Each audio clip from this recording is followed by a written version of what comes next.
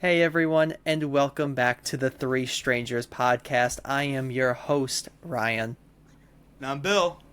And I'm Nick. And honestly, today we're just gonna have a little waffling yapping session. Waffle, yeah. We got all that's on our mind, and we want to dish it out. We're about to dox so many people. Wow. Yeah, especially Mark Ruffalo. We should, we should become one of those like conversational podcasts, like what I'm saying, like zero script right. podcast. I mean, we are kind of a zero script. I was gonna say, I feel like we already are a zero script. Yeah, we have like talking points, but like they're never like super rehearsed. But yeah, dang. Don't you guys think three white guys should be listened to about society and media in general? I think that's pretty diverse, if you ask me. I mean, Never been done before. I have this bit I do. I have obviously I live in a very diverse city, and I'm the token upstate white dude. I always have to break all ice by saying that it's like, oh, I'm not conservative. Like, I know why you would think that, So it's just like comes with the territory.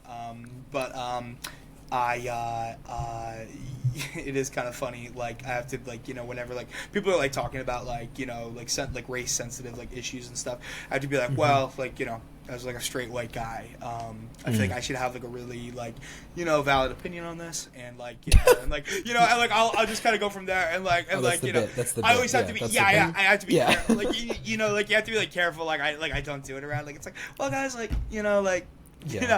actually, sorry. If my voice can be heard, for a second, I speak.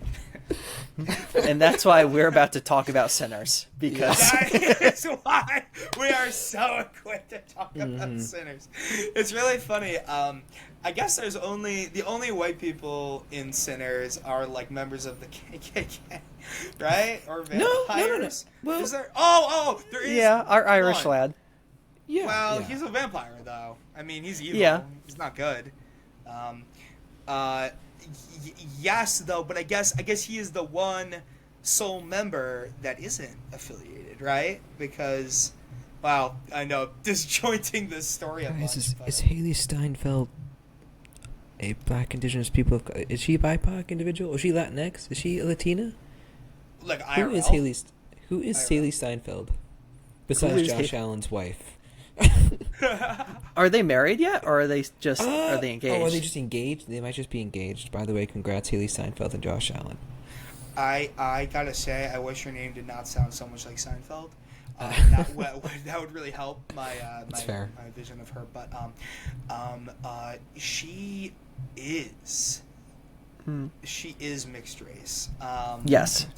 I don't know to what degree. She's Jewish, she's Filipino, and I'm pretty sure she's part African American from what I'm reading. 1/4 African American? I think so, because it says with a half Filipino, half African American grandfather. Oh. So then, wait, eighth. I don't know. We don't know genetics. Right? It doesn't matter. Yeah, it doesn't matter. I don't think this It matters. doesn't matter. Yeah, once again, we're authorities on this stuff. Yeah. We're not. No, Full disclosure, we're not. Yeah, no, yeah, sorry. we're just here to talk about what we think is one of the best movies that we've seen recently. Oh But my god. you can't really talk about this movie without talking about, well, Ryan Coogler. Sorry, and I know we were talking a little bit before you got on, Nick, just about Ryan Coogler. How many movies have you guys seen of his? That being Fruitvale Station, which brought him to big prominence, but most notably, probably Black Panther. Oh wait, Black Panther. Yep. Wakanda Forever, the sequel, Black 1 and 2. and the 3 Creed movies. Which Yeah, also that's feature- where I know him from. I know him from the Creed movies. I know him from the Marvel ones. I haven't seen Fruitvale Station. I do want to see it, but just I want to go back. haven't gotten there yet. He has a crazy partnership I did not realize with Michael B. Jordan. He's appeared in almost A lot. I believe he's appeared in every single one. Question mark? Uh, Of his major releases? I mean, I think so. Michael B. Jordan was barely in Wakanda Forever. Prevail. Spoiler alert. But, you know. Yeah, I think he's in every one of his movies. Yeah, I believe so. In a really big way in this movie, honestly. What'd you guys think of that? The dual role? He's excellent. I mean, like, he is such a good actor. And I think seeing him more so, like, in a role that I don't usually think of him in, I think he pulls it off so well. I mean, the acting throughout the entire movie, any character, is phenomenal. Yeah. Not a weak point in the whole thing.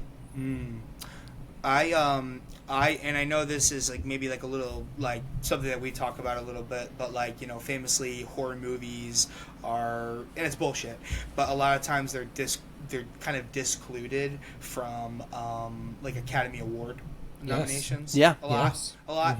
I think, and I know this is fucked up to say, and it's just the way they, you know, it is. I think that if this was played as more of, and I'd love to talk about this with you guys, if this did not have this vampire supernatural twist, I think we would absolutely be talking about Michael B. Jordan for like Oscar consideration. Oh, you think the presence of the vampires negates it so in the Academy's lens? Because the presence of it, like obviously we can like talk about it, but there is like an unbelievable shift in the first half and second half of this movie, right? Yeah. You know what I'm saying? Oh, and I guess we should say spoilers. It's already too late, Oh, but yes. yeah, spoilers. If you haven't seen it, go see it. I mean, the biggest recommendation, and I want to add, once you finish, Bill, I want to add to what you're going to say. I'm just gonna say two things that really impressed me right off the bat. One was pointed out to me by my friend Rain. I want to say that I think the tech with the dual performance of Michael B. Jordan as Smoke and Stack is so crazy impressive, and I didn't even point it out, I didn't even clock this at the beginning of when they're first introduced. Raina was like, the craziest thing is that when they're first introduced, they're hanging out waiting for the guy to come and sell them their thing, right? Smoking the cigarette. Yes, and they are passing the cigarette back To and each forth other Yes, on the like, screen at the same time, both facing the camera. right, and like blocking and it's like usually with that shit you gotta like cheat or like you gotta do something. They gotta cut a different view, one single person's face. It was flawless, and there's never a time in the movie. Now, there's times when they naturally separate or they're in different parts of the juke joint and shit, but they're together a lot. So, anyway. Yeah, and you're able to tell, like, who each character is. There's never any confusion of who is Smoke, who is Stack. Like, you always can tell who is who based on how they play. Their characters, although they're twins, are so different. I think it is funny that Ryan Coogler made the wise choice to kind of Mario and Luigi them to begin with, so that to give them literally color coordinated things so that you could tell them they apart did really easily. blue hat. But then that goes away. Then that goes away. Yeah, does go away, in the first scene, you see them in like their different colors. After that, that's it. But you don't even need it because I could instantly tell you who is who. And I want to add to your Academy Award thing. If you go right now onto like AMC to like choose like a movie to watch, it usually gives the genre that it is. If you go to Sinners, it's listed as drama and not horror. Really? Oh. Which means they may classify that in the Academy. I wonder if that is an input. I wonder. There you go. It's really funny because I was like I saw it with friends and we were making jokes after, and it was like, you know, I was like saying, I'm like, it's a little weird that vampires showed up halfway through my you know, race relations focused musical appreciation period piece. You know, like it's like literally, like, it's like it has fuck all to do with vampires until it does. I mean, obviously the very, very beginning of the movie, you know, has this illusion. You know, it's like the classic, the very end of the movie you put in the very beginning, but then it's like taken out of context, so you don't understand what happened. The flashback. The flashback. And even before that, we have someone like giving the story about how music can transcend through decades, and like certain musicians can pierce that veil. Which that payoff to that scene in the middle before the shift is like I had tears in my eyes watching it. It was like so beautiful to me. Yeah, talk more on that, Ryan, because as the audience may or may not know, Ryan does teach music and has studied music. I actually didn't even piece that together. It must have meant a lot for you, Ryan. But yeah. Yeah, the music in the movie is, I mean, I'm scared for the fact that it probably is not going to win any awards, which is I'm really scared about that. If Amelia Perez is beating out Sing Sing for a music award, there's a lot of issues. And any of the song, like when they sing "Will You Go, Lassie Go," my choir is singing that right now. My middle school choir. It's called Wow Mountain Time. So when they started singing it in the movie, I was like, I know this song. Wow. And is that a coincidence? Yeah, because I gave them their music to start learning in January, so I heard in the movie, and I ended up showing like my kids the song like being sung to show them like different like ways that it is sung, how it's like sung folk, how we're singing it like choir, like getting that like emotion into it, because the singing performances are I can't even put into words how great every single performer is in this movie. I mean, the main character who we follow, who's like singing the blues, which that's Same. a whole tangent on its own, talking about like the blues and all of that, which I won't get into, but you should do research on it if you don't really know about the blues. From Sammy, who, if I remember correctly, was a backup singer for her. Like HER. Dude, sorry, that blew my mind. Sorry, I love her, and I did not clock. I love her. No, I love that band, her. Yeah. And I mean, I didn't clock it. Like I'll be like honest. I had no idea. Because he's a background singer. But yeah, it's really crazy. Apparently, I don't know if you guys heard this. He had to learn guitar for the film. You know what it said? He had to learn how to play guitar. Wow. He's really good. He's really good. So like that performance right in itself, amazing. Anytime that Sammy sings is phenomenal. And even going to our villain of the movie, I just know him as the villain in Eden Lake. Did you guys know that the main vampire is the main kid in Eden Lake? What? The main kid?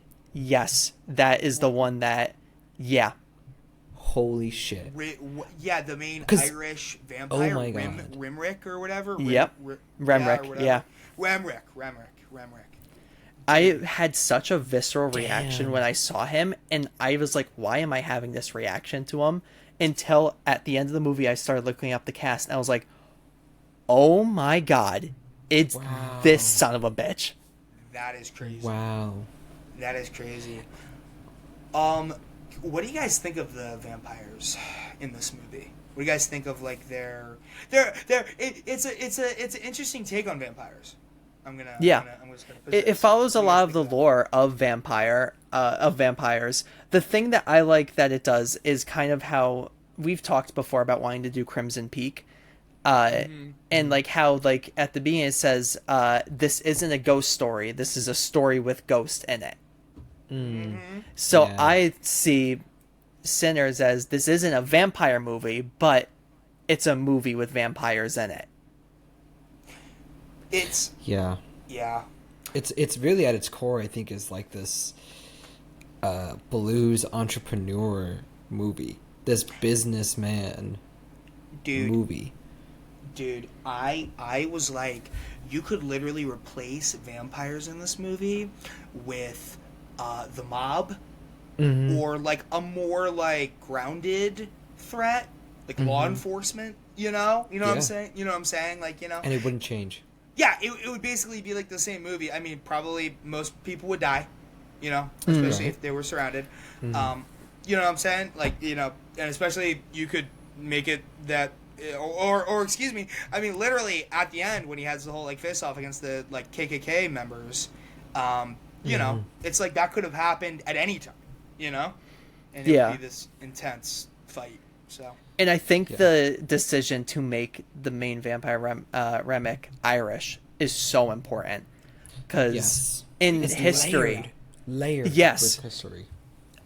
Within history, the Irish were very friendly with African Americans. They were, I don't want to like make it sound like they were treated the same per se, but there relatively, was, let's say relatively, friendly.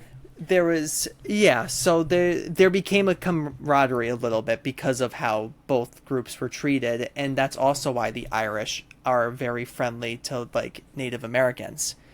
When the Irish potato famine was happening, Native Americans like gathered as much money as they could and sent it to Ireland to help out. Wow. So, and like they sent hundreds of dollars, like different Native American groups, which back in the 1800s is a lot of money. Yeah, shit ton. Yeah. So like the Irish are very like have pretty good relations with both African Americans and Native Americans. And I think something that I saw a lot of was people seeing the story as Ryan Coogler being like, oh, the Irish, they're just like, you know, they're just trying to put their problems like that it's more important or like things like that, which I'm going to just say right now, media like literacy is so bad nowadays. People don't know how to. Yeah. And like to where he literally was like, my name is Ryan. I love Irish music. I love Irish people. Like that is not the point of this movie. Yeah. That's funny. My name is Ryan. I want to say too, like there's such a layer there because of that historical layer, but then I think it also addresses this. You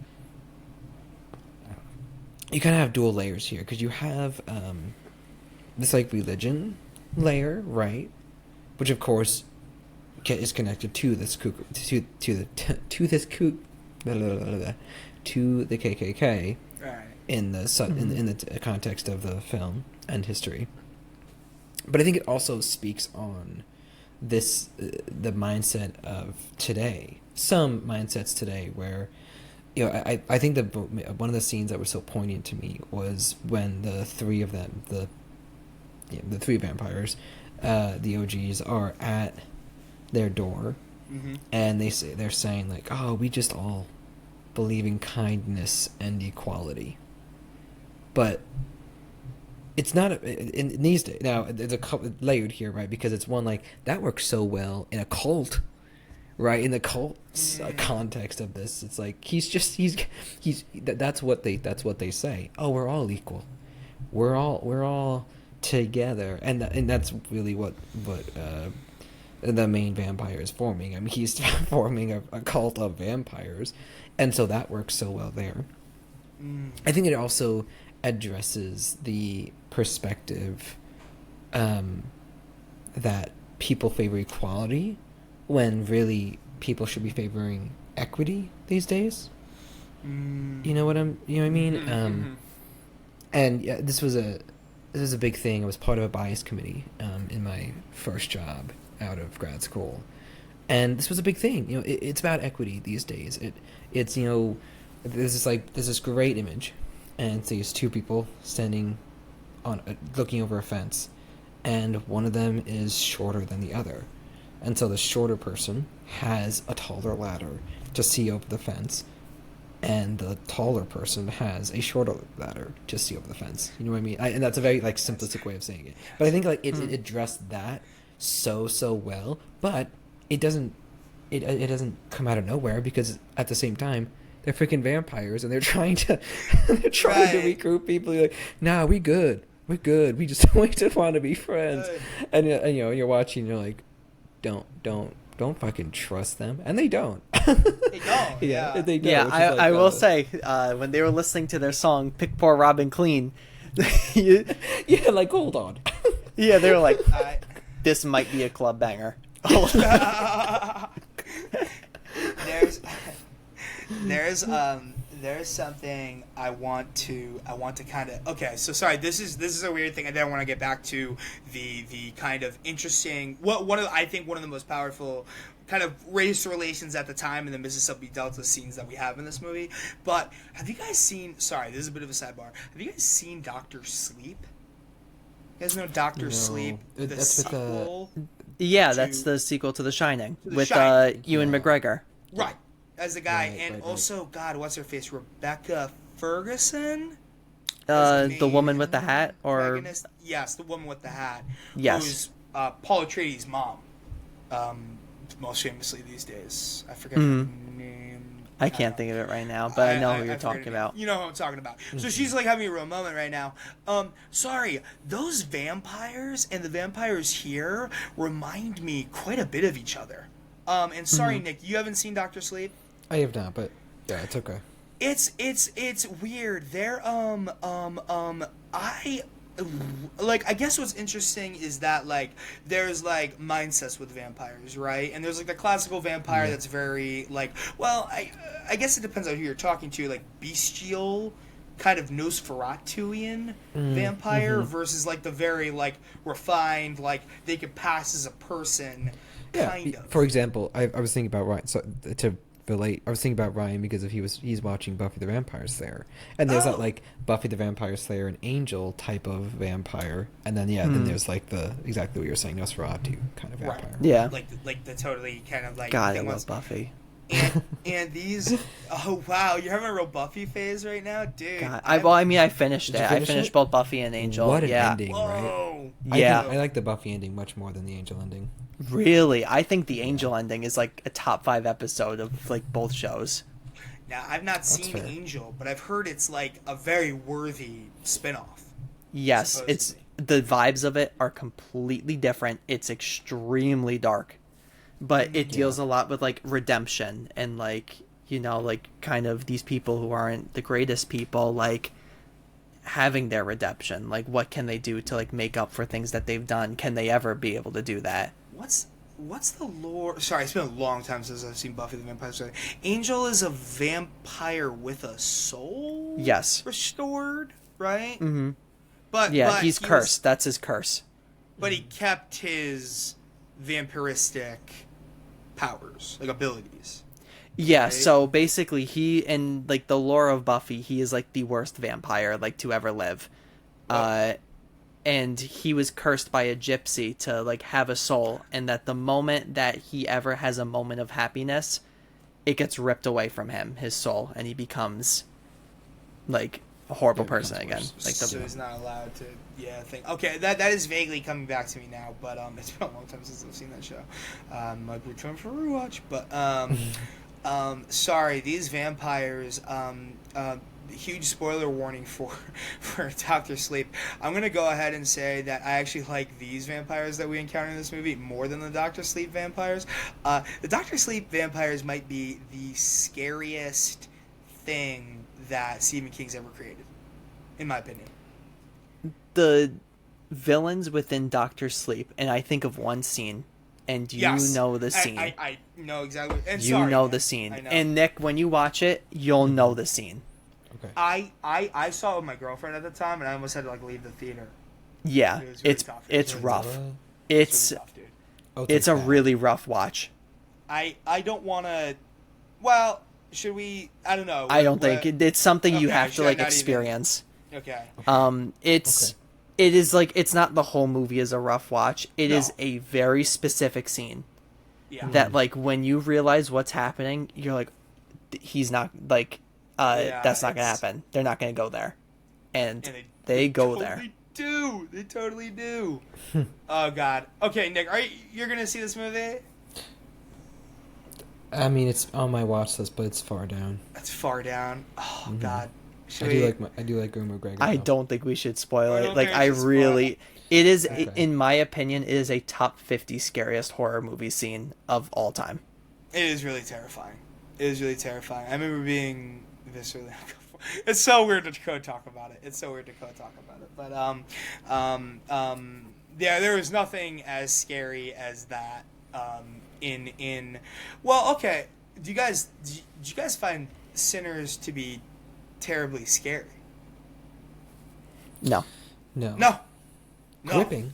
Gripping. Yeah, Yes. I don't. I mean, hot take. I don't think a horror movie has to be scary to be good. Yeah. Right, but do you? Okay, so whoa, maybe this is getting to something we've never really talked about before. Yeah, something deeper we've never really talked about before. What is the purpose of a horror movie? Well, let me add to that. Okay, yes, because this is the conversation I had kind of in mind. Mm-hmm. Is the purpose of a horror movie any different from any other movie?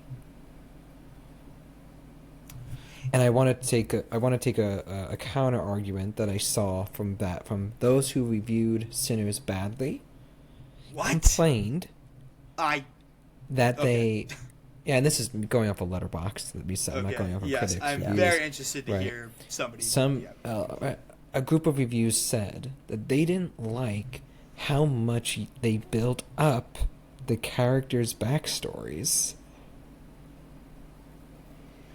just to have them end, just to have right away that almost nobody survives. That's like a backhanded compliment. Yeah, that's like saying, "Oh, I prefer like '80s slashers instead of like this movie because I don't care about the characters that die." I'm gonna say that I think one of the most, probably the most impressive thing about this movie, I'm gonna go out this limb, is its calibration of its characters. In such a like literally like there's like this like I remember it's like a scene where it's and like we haven't really gone into like the names of like characters or like too much. We're hoping, yeah, if you're listening to this, hopefully you've seen the movie. But like there is like the scene where it's like Stack, Sammy, Cornbread, and Delta Slim all in the car together riding, and I'm like, this is such a good group. Like this is like such like everybody is so well like I know everybody. Like, you know, like it's like I already understand kind of everybody's like vibe, you know. Yeah. Like right away. You get it's not this introduction of character anymore. It's like let's put these dynamics together because it's very it's human. It's you get 4 different personalities together who are all friends. I think right? They all know each other. Yeah, in some capacity. Yeah. Maybe. Yeah, they're from the same place at least. Yeah. They've seen each other around. Yeah. Right. Yeah, I just like I want to say the counter argument I bring up is one that I don't agree with. It's because I do believe that something that made this horror movie so good is that you cared about each individual character. Yeah. Even though even though you presume that they're going to die, and I'm not thinking. When I was meeting them, I didn't think like, oh, they're gonna die. I was thinking, here's their life. I think like a really good example of this too is the Asian family who owns 2 shops, family business, right? Like you get their dynamic so right away. You know that the I think it's Smoke that relies on them. Smoke is the one that we like introduced. Yeah, right. It's him going. Yeah. They you care about them, and there is this stereotype. There's this I think there's this subtle, maybe not so subtle at times, exclusion of AAPI individuals as just being like background characters or comedic characters, and I love that it breaks that stereotype, as this movie is. I mean it is doing that with such grace, but you care about everybody in the family, and then later on in the barn, the wife and mother freaks out. The wife / mother, they're the same character, freaks out because her husband's out there and they don't want she doesn't want anything to happen to her daughter. And it's like, that's real. Like the circumstances were made so real, and she has this like monologue where she's freaking out, and she becomes like this pivotal character, this pivotal moment. And you feel for her when she you know, I don't know, censor warning when she says "come in, motherfuckers." It was like, holy shit! Like it just. Yeah, and I want to like add to that because I saw people complaining, being like, "Why would she do that?" And I'm like, "Did you not watch the movie to explain?" Yes. No, dude, I saw that too. Sorry, it wasn't gonna end any other way. You know what I'm saying? You know what I'm saying? Like, you know, it's like they would have.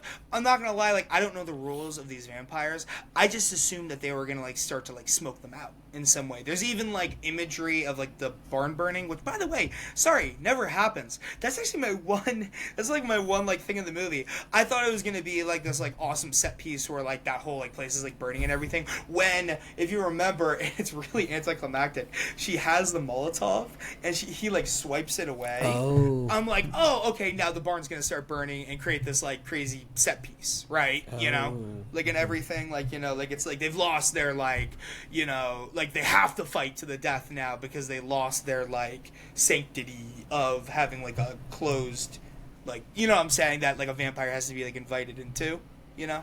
Yeah. For me, the one scene that I don't even want to say like is like the one like bad or like, you know, anything like that. That kind of loses me the tiniest bit is the scene with the pickled garlic when they're all eating it, because we know that none of them are infected. There's been never any like suggestion that any of them would be infected. The only way that I think they could have made that scene better was if they involved the guy who was on the floor passed out. Yes. That they didn't know, because they just instantly kick him out. Yes, dude.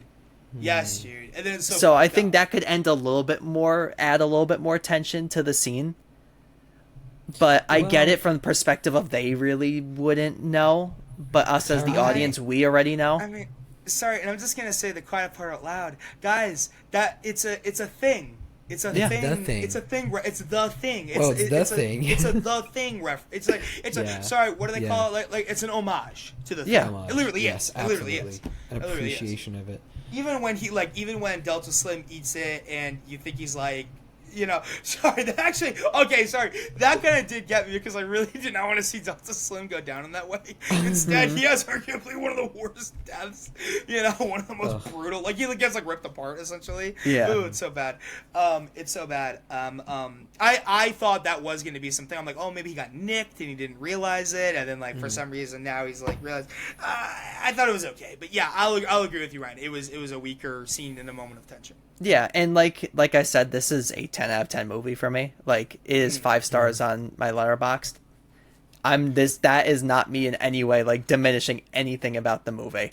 Like, you know, I mean, I'm a believer that nothing's perfect, but you could still get 100, like, good score, like, I guess perfect score, even though it's not perfect.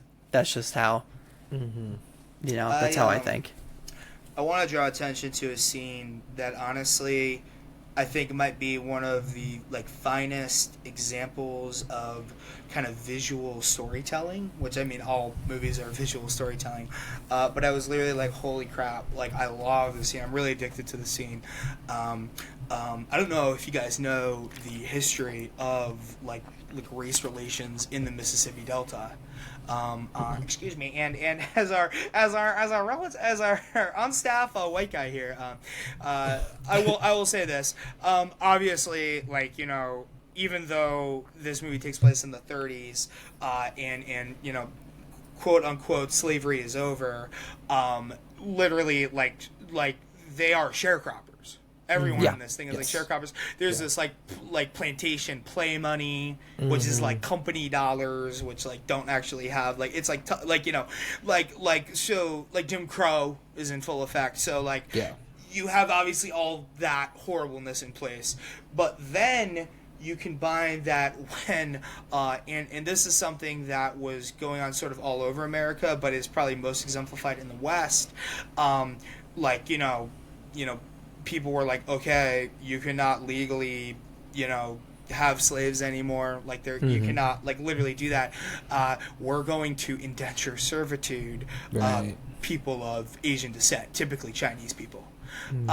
And we honestly, you see that a lot in, like, you know, period stuff regarding like the Wild West. maybe. Just because like it would make sense that they would be coming to the west coast of America, especially in regards for cheap labor for railroad building, and mining and all that stuff. But sorry, where I'm going with this that's very interesting is that to the white populace at the time, it's this interesting sort of thing where it's like, okay, you're a person of Asian descent, you are, and sorry, huge generalization here, and like obviously not everybody thought about this at the time, but it's like, as a white person, you'd be like, you're an Asian person, you are not as lowly as a black person in that time.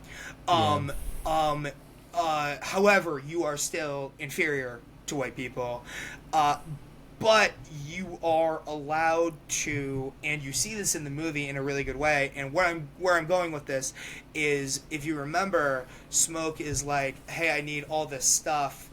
By the way, could you get your wife for me?" To Bo, the proprietor of the one store in town, which, by the way, guys, is the store where black people can go to. Yep.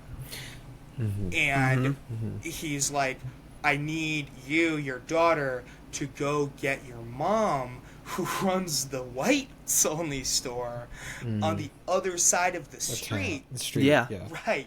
And one of the best shots of the movie, because like it shows everything, doesn't have to tell you. You instantly get it.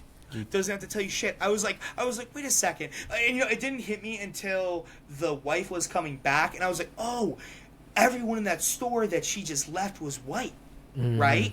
And like it, in this weird way, shows that for no particular reason, it's just like the way that things were at that time.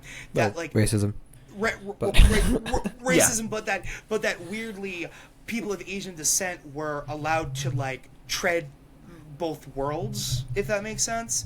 Like they were sort of like this very strange, they occupied a very strange kind of, like, they were allowed to be business owners.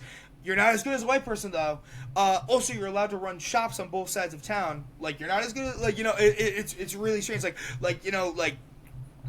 Oh God, it's really, really crazy. And the reason I know this about the Mississippi Delta is because I was actually going to teach there at a time, Ryan, and it's still an unbelievably impoverished part.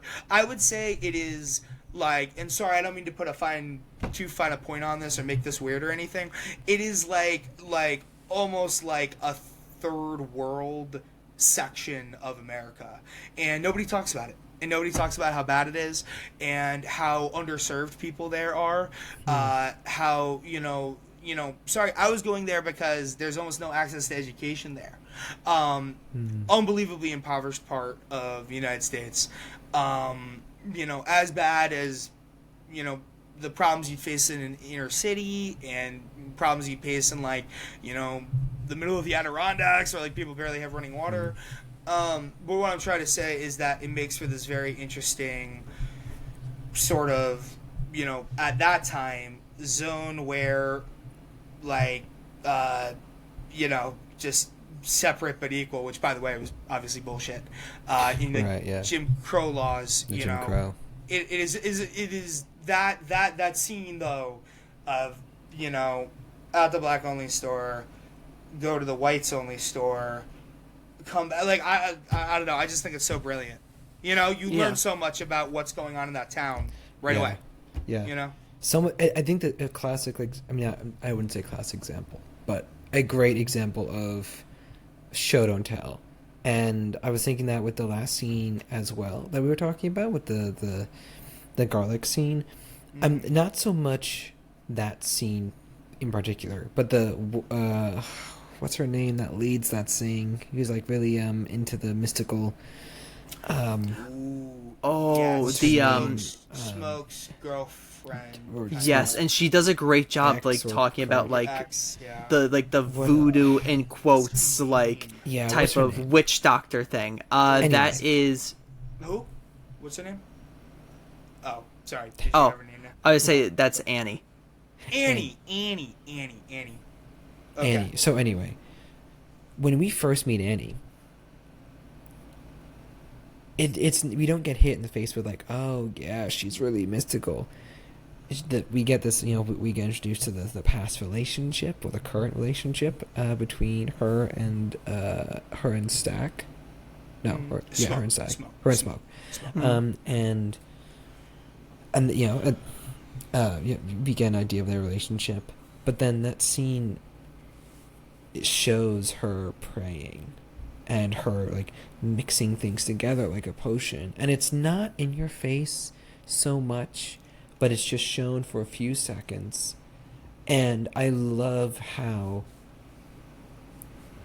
her time to shine becomes the quote unquote resource gathering or the knowledge gathering part that you get in horror movies, but it's not like it's like there's a horror movie element that they've now it hasn't been forced. It naturally is like, oh, she's gonna stand up and say it. It's not like, okay guys, we should listen to her because of this, because she's really good. Yeah, let's listen to her. She just like takes command, and there's no bullshit. And I think like maybe that that scene maybe stretches a little bit, but it makes sense. It's that resource gathering, and what I really in that single scene, I was thinking, damn, I hope she makes it to the end, because that's the one, right? She's the smartest one, and then she dies so quickly. Yeah. And you kind of know it because she has this like death promise. She doesn't want to be. Yeah. As soon as that comes in the movie, like, oh no, like it's gonna happen. Mm-hmm. As soon as she's going to die, but I don't know. It's such a cool and seamless thing that they did with her. Another thing. And I love how this movie isn't like, okay, we're gonna do set piece, one person's gonna die, now we're gonna do a different set piece and a different character is gonna die. Like first moment when Grace is like, come on in, it takes out basically everybody. That one scene. Yeah. And like the words come out and you're like, oh man, like you just know what's gonna happen. And even then, it still like keeps you on your toes with certain things, because oh, they're fighting him off Yeah, I mean, Sammy and like Smoke were lucky to make it out of there alive. Yeah. Like they really shouldn't have been. Like they should not have. Like really, they got like lucky. Like the sun rose when it did. Sorry, I want to draw some special attention to, like, we're talking about like amazing character building. Smoke finishes up in town, right, during that initial scene where we meet I forget her name, Bo. I remember the guy's name is Bo. Grace, Bo and Grace. And he stops at this grave, and we don't know shit about like why is he stopping it in this location and everything. And then you learn so organically, oh, he had a child that died. And then you learn so organically, oh, and this child is buried next to the home of his like ex. Oh, and also they have an incredibly complicated relationship.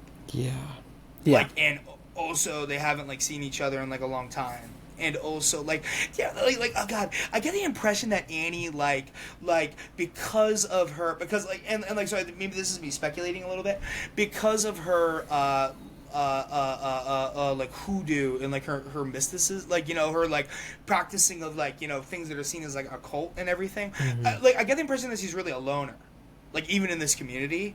You know what I'm saying? Yeah, like an outcast almost. Yeah, like but like almost by choice. Like it's like, yeah, people aren't gonna like accept me because of this, I mean, you could see it like even when you look at like the sharecrops and like stuff like that, like how like the communities where like everyone was in like one building, or there's buildings everywhere. We go to town everywhere.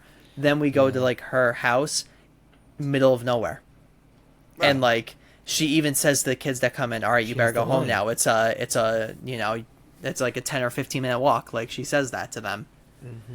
So she's pretty far away from the rest of like civilization.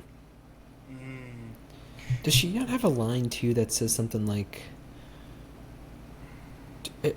maybe I imagined this, but she has a line of talking about Chicago, where she mentions like she doesn't want to be in Chicago. Yeah. Where people are close together, where she could be seen, where people are more open to judge her, both racially but also because of her mysticism.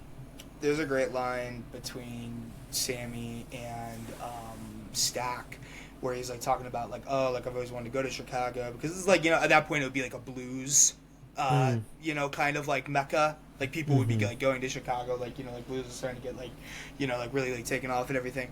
And then like Stack is like, oh, like you don't want to go there, and he's like, why? And he's like, well, it's like the same as here, like in terms of like racial like issues and everything. They just have big buildings. There's just big buildings there. Big buildings, same. I think he said there's Jim Crow everywhere, is the way he says it. Yeah, and he says something, he's like, I'd rather deal with the devil we know, which is here. Yeah. Oh, by the way, crazy foreshadowing, right? That's all we know. Ooh, the thing. Yeah. But yeah, no, I just really think that initial scene with Annie, and I know that like, I was a little taken aback when that scene turns into like a very a very utilitarian sex scene, right? There's a lot of crazy like scenes in this movie. When I was watching this movie, I was like, this is like the perfect movie to show my horror class.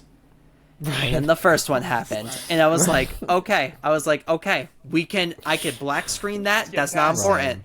Right. Then we get to the second one with Sammy, and I'm like, it's too chat, horny. am I cooked?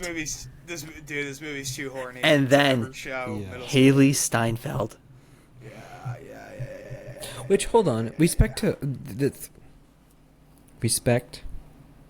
to every actor in here that has a sex scene. There's no nudity.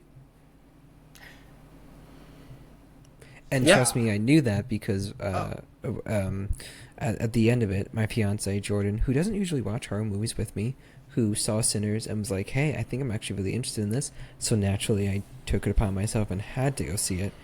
But that was 3 weeks ago, and then we both got sick, and one thing led to another. But at the end of it, we get home, and she goes, I was kind of hoping I would see more of Michael B. Jordan in that. Whoa, God. Who isn't? No. Yeah, and of course, can I miss something, guys? Like, I would say that Michael B. Jordan is definitely my man crush. Honestly, for like 10 years. Oh, he's right? super handsome. Super handsome, super tough looking. This is not a hot take. Like, this is not a hot based. Take, but this is based. No, I'm trying to be based. But I will say, this movie, you cannot show this movie to your middle schoolers, Ryan. Middle school. Yeah. For my high school class. I mean, I showed the song. Yeah, I showed the song. I didn't show the scene or anything. They got to listen to it. I was like, I got some use out of this movie. To be able to introduce it. I had so many kids go and see it, like in my horror class. God. Really? And like, and they were like, Mr. Holleran. They were like, well, no, because a lot of them are 17, so they could go and see it. Okay. So they were like, Mr. Holleran, like, this might be one of the best horror movies I've ever watched. And I was like, yeah, I agree. Yeah. I agree with you. Wow. I'm just going to call attention to a very specific Haley Steinfeld scene where it's a scene right before she turns Stack, where she is spitting. And I've read a lot of discourse that people may or may not have discovered from that scene. And hey, sex positive here, right? That perhaps because of that scene they discovered they have a spitting fetish. Are we talking vampires have a spitting fetish? No, like people watch that and were like, they've discovered a new fetish for themselves. Yes. Oh, like, good for them. They were like, and like, listen, like, not my circus, not my monkeys. Right. Honestly, hey, I mean, not the craziest thing to happen during sex, No. but I mean, first of all, I think it's pretty it's biological that it happens, that we're salivating with pleasure. But I guess it's like, you know, it's the I fact mean, it's that more than that. it's literally Yeah. well, okay. There's a difference between that and like hawking a loogie. You know, like, you know, I'm just gonna say. And something we'll also add, it is a practical effect. It wasn't CGI or anything. So like Michael B. Jordan literally did that. Like he Haley Steinfeld spit into Michael B. Jordan. Yes, it is practical. Yeah. I mean, that's, you know what? I mean, professionals. You know. Have you seen the memes of, like, you've seen The Boys, right? The Boys, the show. Yeah. The show. Crime show. Yeah, you know the meme of like Homelander like in the theater and like the image like flashing on his face. Yeah. They were like Josh Allen watching Haley Steinfeld in this movie.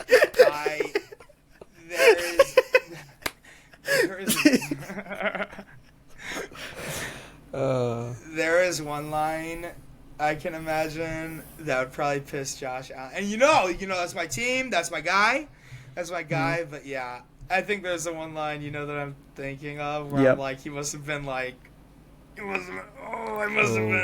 steaming like a demon. But there's some talk. There's some God, language. there's some sex talk. Yeah. I just that scene with like when Michael B. Jordan's like, "Oh, you're drooling," and she just goes, "You want some?" I was in the theater like no way that was said. I mean, what a weird thing, because obviously that's such an important scene, because it's, you know, when, you know, it's the quote unquote fan. Death. Yeah. Yeah, it's like when she Michael B. Jordan said. Yeah. Yeah, Michael B. Dude, I will say this. Yeah, it is really crazy to me that, and it makes you wonder, like, why did she, like, you know, obviously they're behind closed doors. She kind of has him, you know, for, like, you know, what she's going to do. Mm-hmm. She definitely kind of takes her time, though. What do you think that is? I think there's a part of this where I think that the subtext of that is I forget what her character Mary. I believe her name is Mary. Haley Steinfeld. Yeah. I think Haley Steinfeld's character. Yes, Mary. It's Mary. Yes, Mary. I think perhaps there is a part of this where Mary did have those thoughts. Well, they were in love, and like she still loves him and has feelings for him, although like she is married and like has a husband. Something within vampire lore is like when you become a vampire, like you still have all of your thoughts and like your human feelings. Yeah, you still have all of that. So there probably is a part of her that was like, you know, I could turn him and, you know, he'll be with me forever. Well, you notice that Stack has a very similar feeling with Smoke. Like, oh, like, I'm going to turn you and then we're going to be, you know, chopping it up forever, you know? Yeah. You know, like, it'll be like good. I also got to say, it's one of the classic scenes, and I mean this so real. Like, I'm not making this as a joke.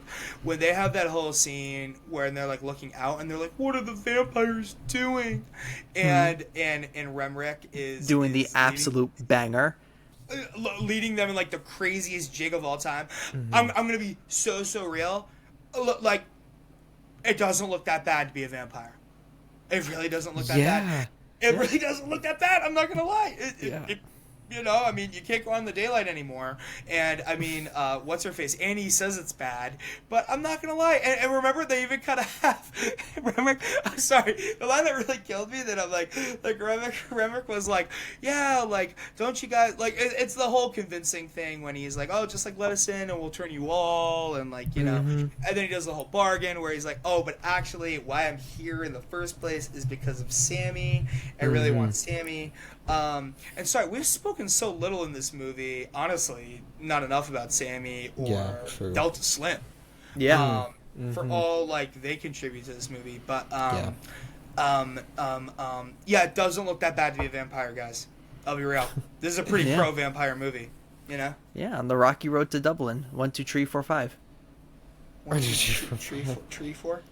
And I love the contrast between like the music within like the juke joint and like how they're all dancing and everything to it, to then them doing like the Irish folk song like Rocky Road to Dublin and all of their dancing and everything like that. I just like there's so many things about this movie that we just can't cover because there's so much subtext and it's so rich thematically, and there's so much about character development, and that I'm not gonna say we're doing it a disservice because we're telling people to like listen to it, but like we like physically cannot talk enough about this movie to where it would feel like yes, we have covered it. Just go see the movie. Just go see the movie. And go see it again and again and again. I feel like it's one of those things that you're going to pick up more and more on things in every direction. That's how loaded this movie is, and it's not, it's not like it's not barred by intellect. It's nothing like that. It's it's just culture, and then good writing, and then good music, and good shots, and technical acting, and technical directing. I mean, there's a whole scene where we're seeing that music transcends time.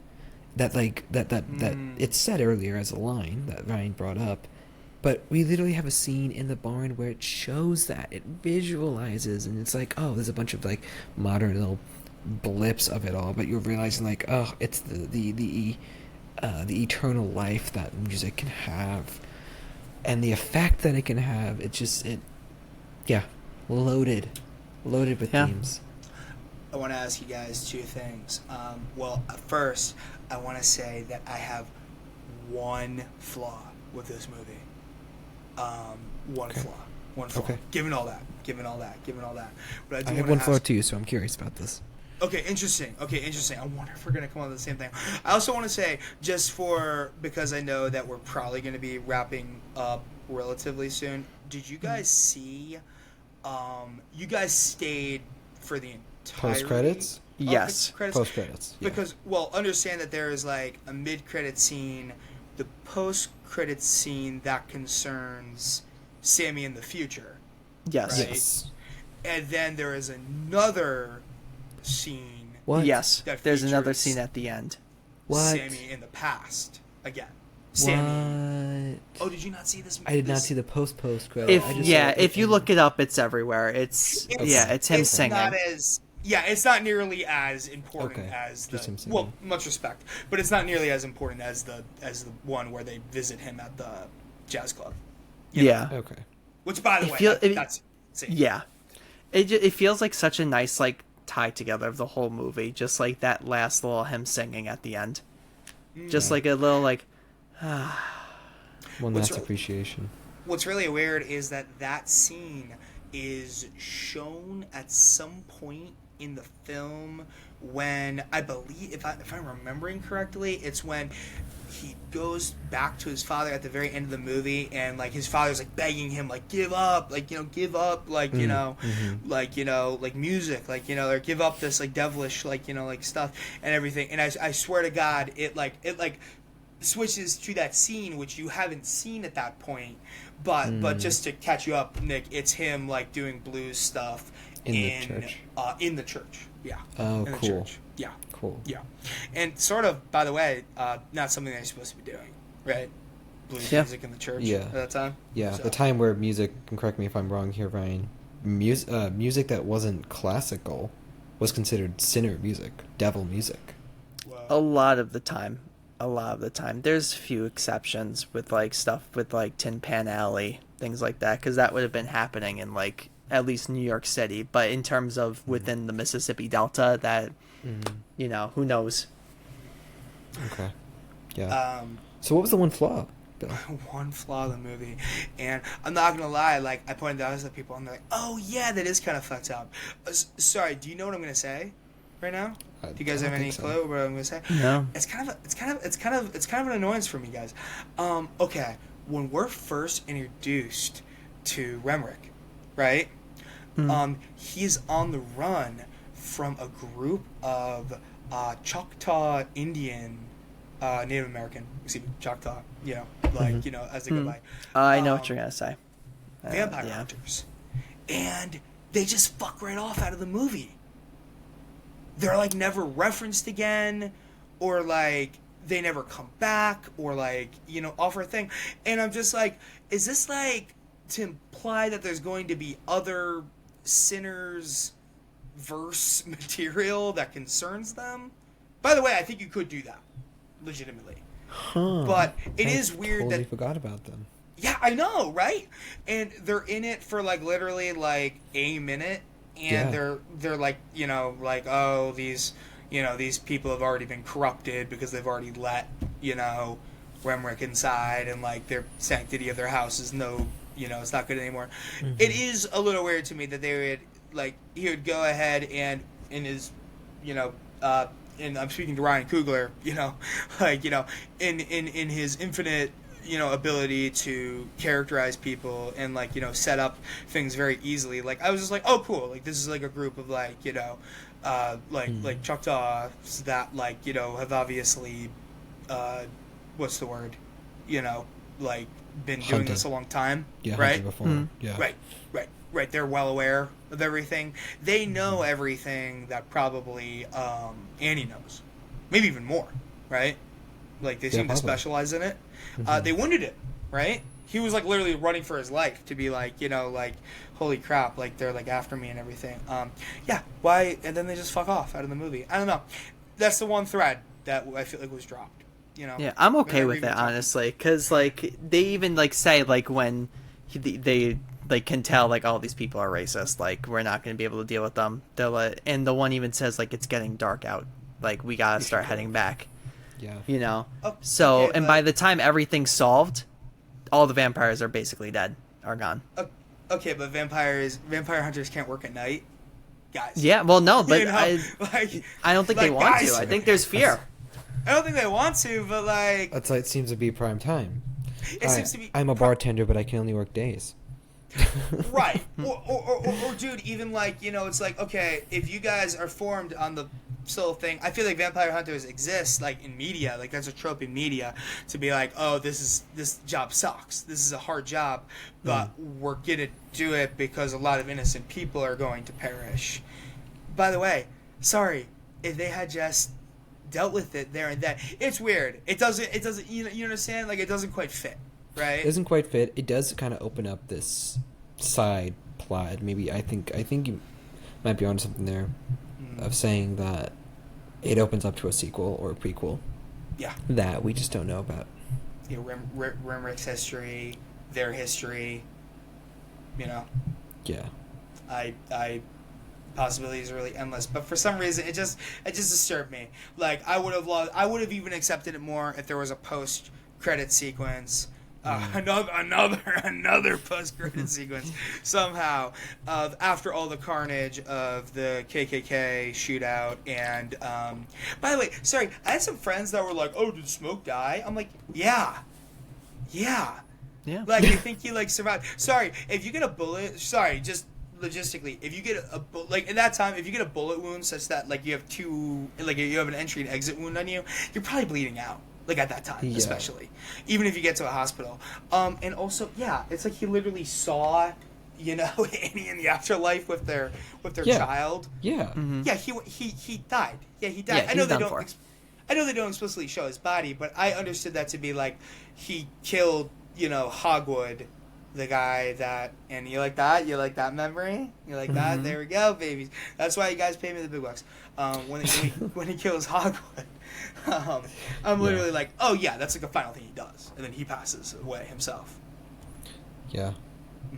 Yeah. I mean, crazy. Like, I again, like, rooted right there in the racial history, the history of racism, history of the Ku Klux Klan that would get power and go hunt. Not hunt is not the right word, but, like, hunt down. It. Now, I can't speak on too much of that because I don't know the education there. I don't have the education of, like, if that happens. But I do know church burning happened. Barn burners did happen. So that was, I think, again, another, like, another connection point where after all of the carnage, it was like, oh yeah, we gotta take care of this, and it's such a satisfying shootout. It really is, and the Tommy gun that he pulls out, I was like, oh yeah, this is a mobster movie. Yes, it feels very mobster all of a sudden. Yeah, it does. Yeah. It's so funny. We talked about, like, at the start, like, we're just gonna have a yapping session, like, whatever. We just talked about Sinners. This wasn't the plan. This episode's just Sinister. Sinners. I don't know why I said Sinister. Sinisters. Yeah. What was your one flaw, Nick? I am dying to know. It sounds like you don't have any, Ryan. I kind of mentioned the one scene, but even then, that's not something I'm like, oh, I'm gonna take. It's a 10 out of 10, 5 out of 5 stars. It's, But okay. My one flaw is that the head vampire guy. I'm so good at names. Bill. That's why we give Bill a big bucks. Remick. I don't get Remick. His little leap that he can do looks so dumb. Dude, he leaps into the movie. I love. Yeah, he leaps in when falls out of the sky. Bro starts flying after Wild Mountain Time. Like, he had that. I was like, okay.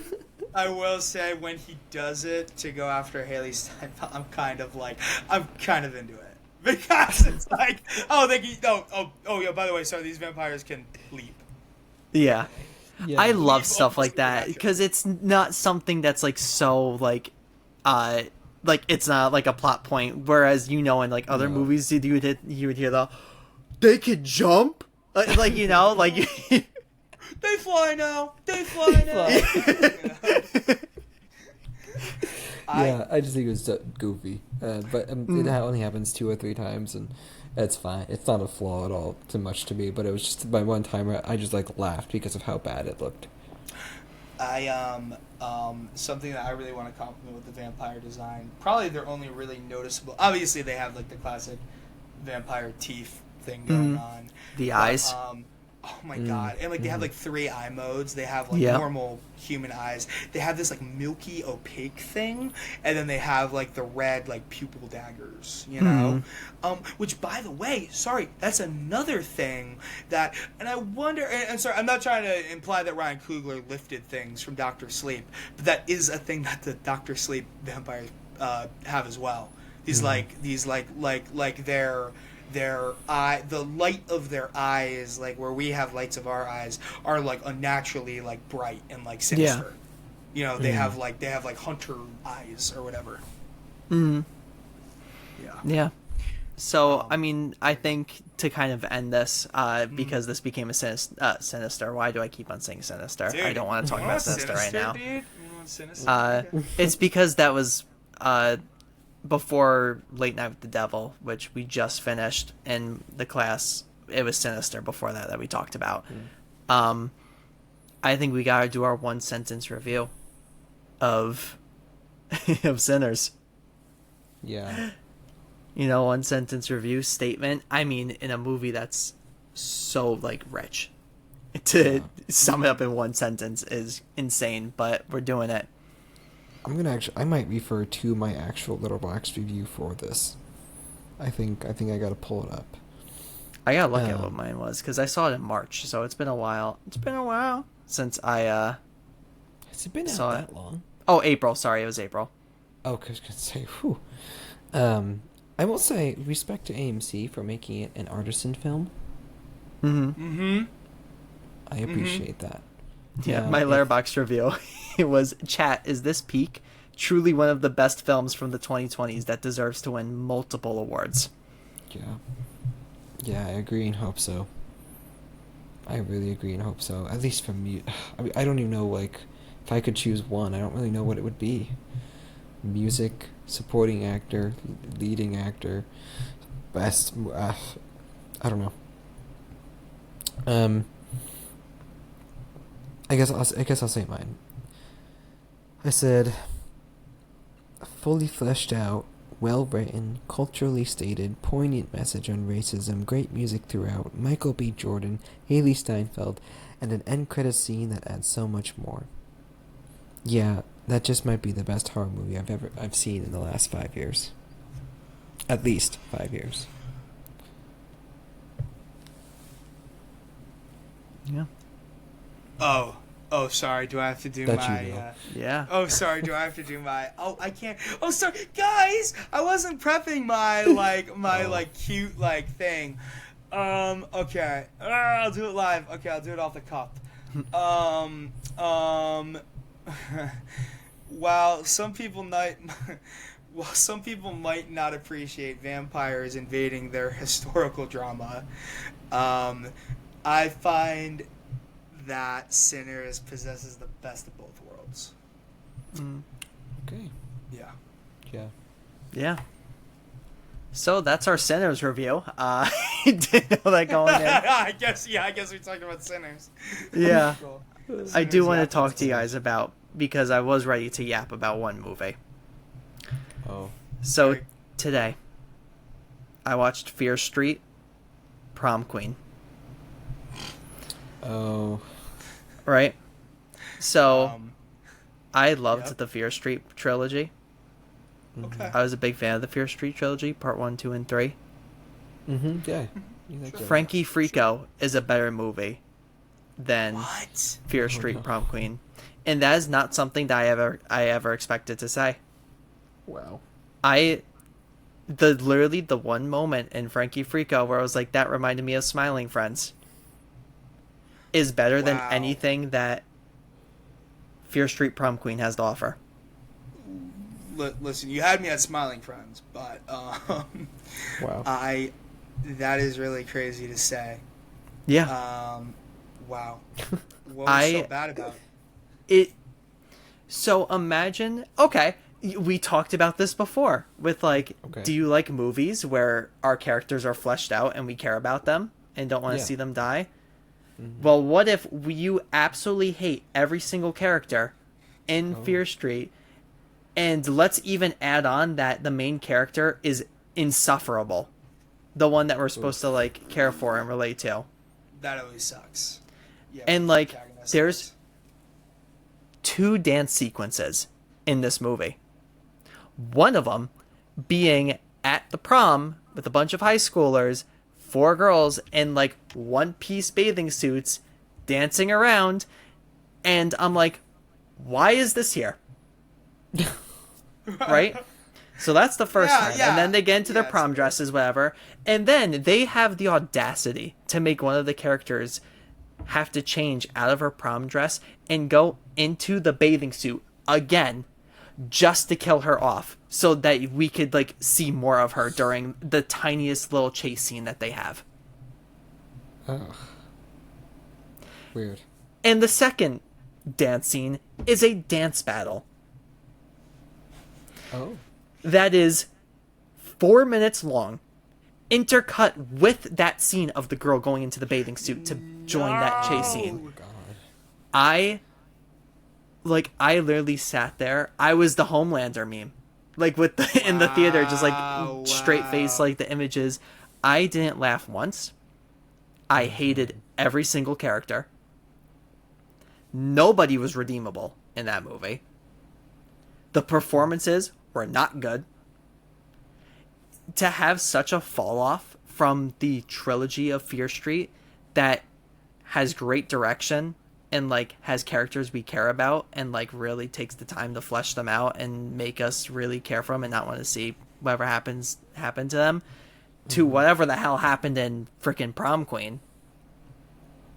Weird. Frankie Frico is better. Wow. Wow. Yeah, I'd rather get freaky with Frankie Frico. Wow. Yeah. Wow. Put that on a statement. Yeah, I'm starting to think that I need to rewatch Fear Street. The craziest thing is that I remember when somebody was like, "Oh yeah, did you hear about the Fear Street movies?" And I was like, "Oh, ha ha ha, the R.L. Stein books, ha ha ha," and then. Yes, that is I literally was like, oh, okay, Shocker on Shock Street. Even though I think that's a Goosebumps film, but yeah, no, it was crazy to me the longevity that they've had, despite I don't know. It's very interesting what we're choosing to adapt, what media we're choosing to adapt right now. Yeah. By the And, way, like, sorry. Comparing that to Sinners coming out, right? To then Fear Street Prom Queen. Yeah. Well, I will also say Sinners was an entirely original movie. Yeah. That's true. Fear Street's a that is fourth until- movie. But it's not, it's completely different because Fear Street is like a series and it's like different stories within them. So this was a different like story within that. Dog water is absolute dog water. Wow. What would you guys say to transition out of this? Sorry, unless we continue. I'm wondering, because you're right, it's such a bad movie to come out in conjunction, not in conjunction, but at the same time. Does that mean in conjunction? Whatever. At the around the same time as Sinners is so baffling. But it did, I think, being in Sinners made me think like, okay, well, what could possibly rival this? Or what could hold a candle, at least, to Sinners, the rest in 2025? What do you guys think? I don't think anything's going to beat it. I think the closest movie that we have coming out that could be to, and like, if Sinners up here, like be like right here, is Weapons. I am so excited for Weapons. I'm really excited for Bring Her Back coming out this week. I am going to see that like the day it comes out because I love Talk to Me. So that's going to be, who knows, maybe future podcast episode, we'll say.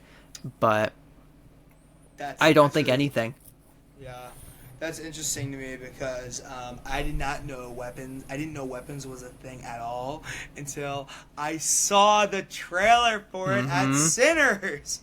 I had no idea Weapons was a thing. It seems very interesting though. Kind of a worst nightmare teacher situation. Yeah. Did you guys hear the story about it? And that could be kind of how we wrap this up. Well, I know it's the Barbarian director. Yes. That's yeah. So the script of Weapons, right? It sold for $38 million. That is fucking insane. Right. Yeah. We talked. Right? We might have talked. I think about we this on talked previous about episode, or maybe Ryan and I. Yeah.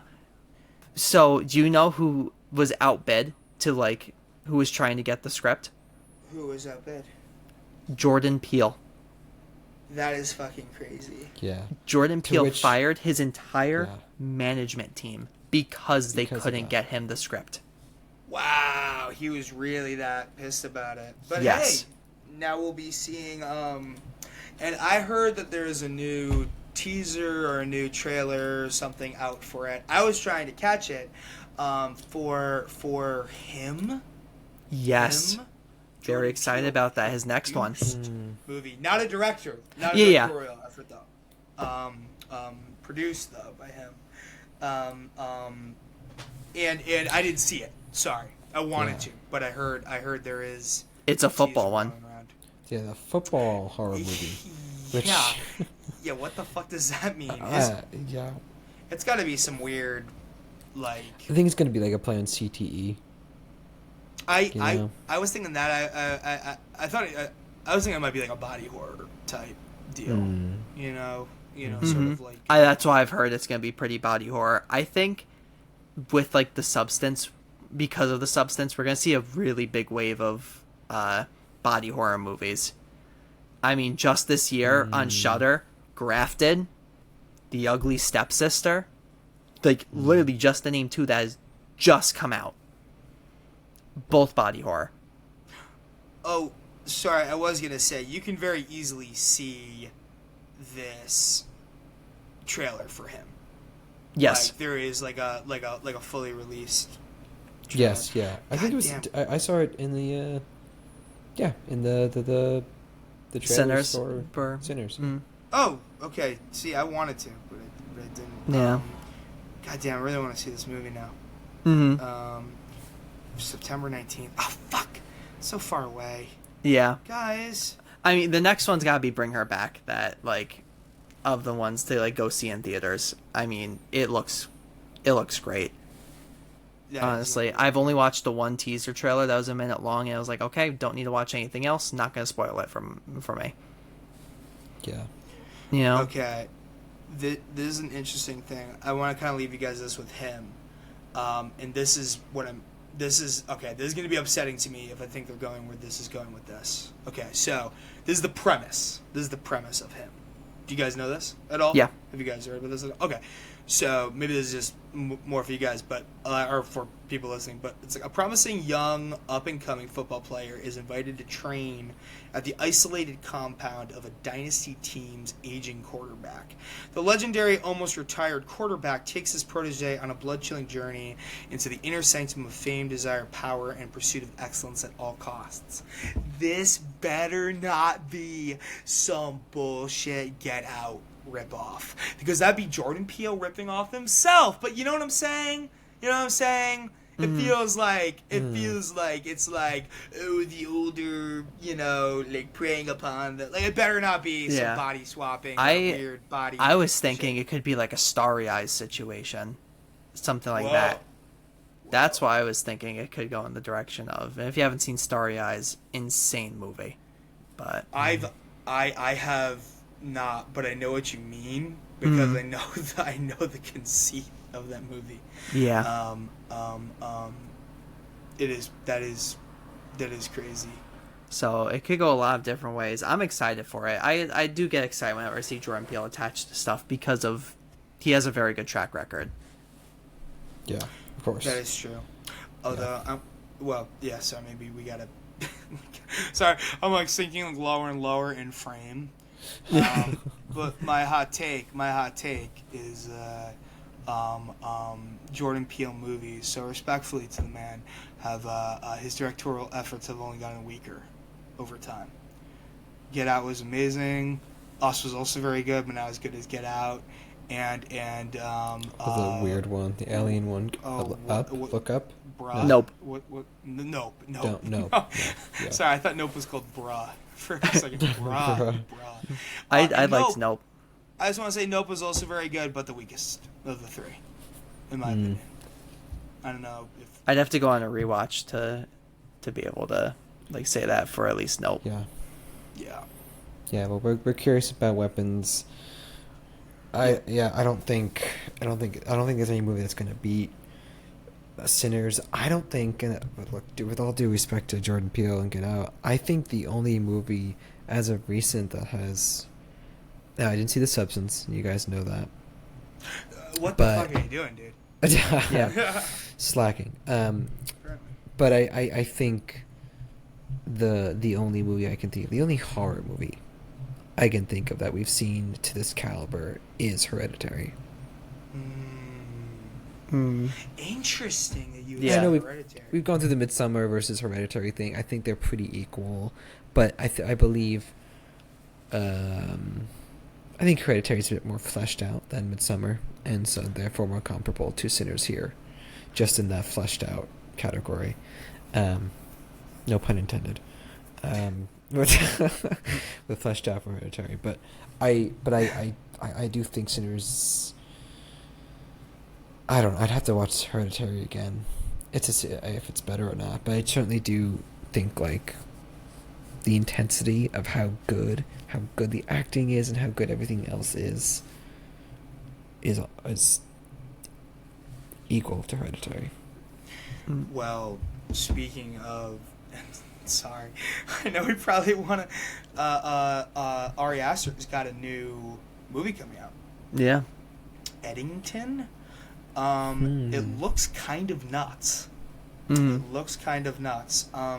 It is one of those weird things where I think it's going to be some sort of meta commentary, because it's like, I think he did the Wes Anderson thing where he got a shit ton of really well-known people and probably got them for very cheap, because it's the Wes Anderson thing where they work for very cheap because they want to be in an Ari Aster film. Yeah. It's like, I don't know if you ever heard, Scarlett Johansson, works for pennies, in really?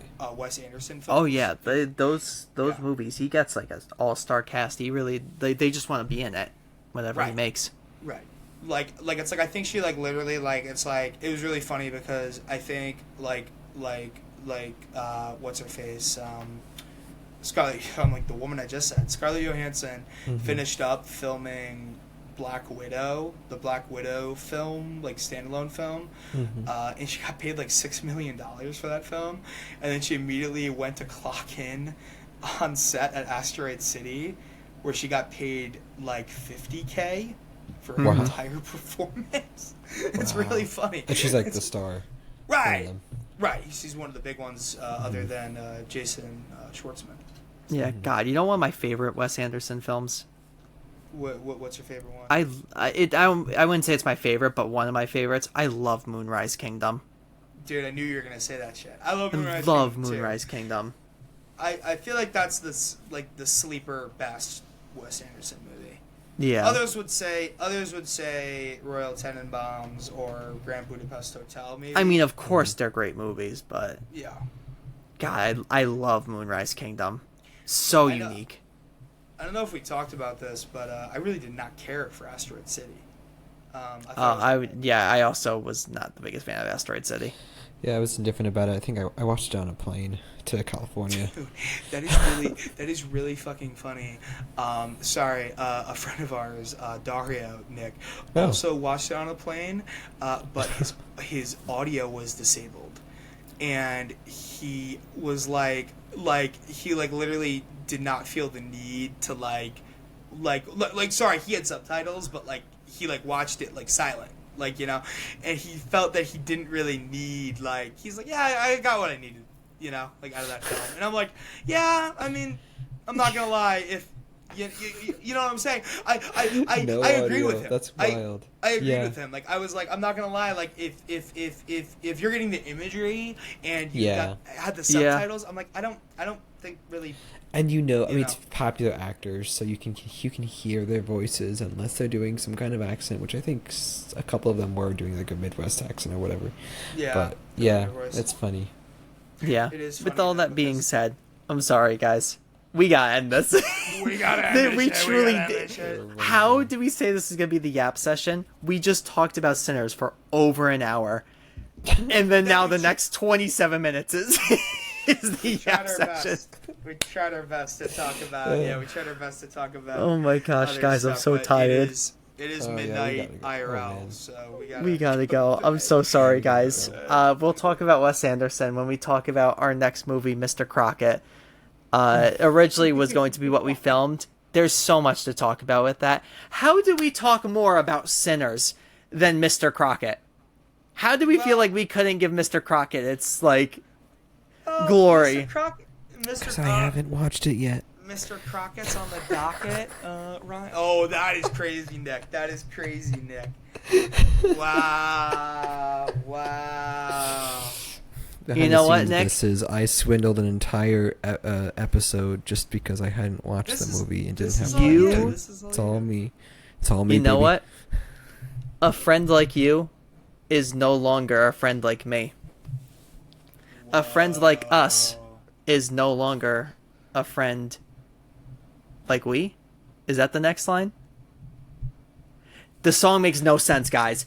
We're gonna talk about it when it gets. The song makes no sense. What does that even mean? Okay, I'm about to rage.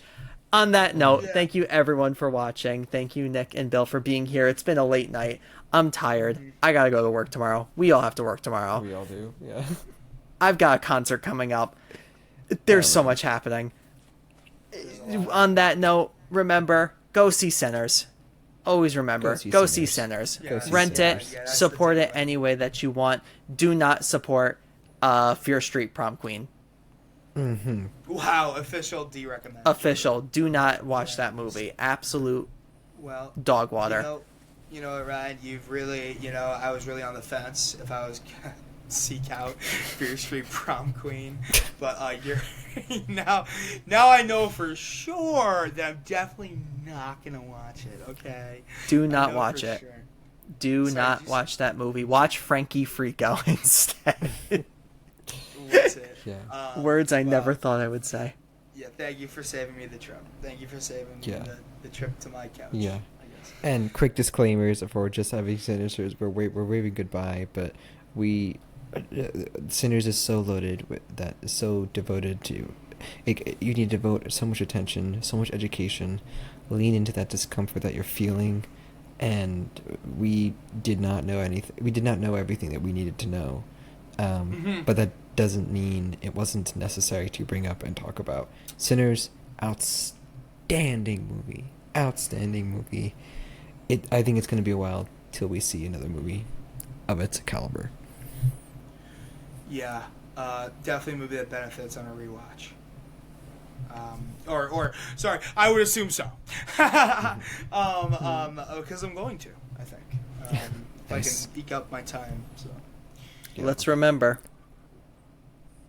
Get freaky with Frankie Freako. Wow. Bye, everyone. Powerful. Good night, Tri-State area. Good night, guys. Good night, Tri-Staters.